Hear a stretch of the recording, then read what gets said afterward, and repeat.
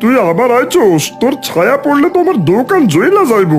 রূপা ভয়ে পিছিয়ে যায়, কিছু বলতে চায় কিন্তু পারে না। যা ভাগ, এনতে ভাগ, অলক্ষী কোথাকার!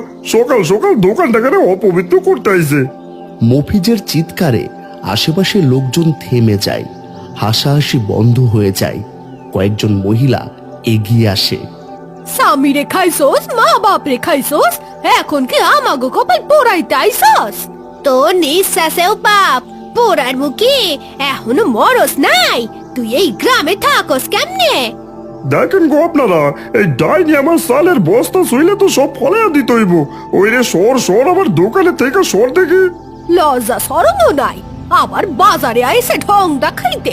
যা মর গিয়া গাঙে জলে। রূপা দ্রুত পায়ে হাট থেকে বেরিয়ে যায়। পিছনে মফিজ এবং মহিলারা তখনও তাকে গালিগালাজ করতে থাকে। রূপা আকাশের দিকে হাত জোড় করে এবং তার কণ্ঠে হতাশার ক্রোধ মেশানো এক তীব্র আকুতি। ও আল্লাহ,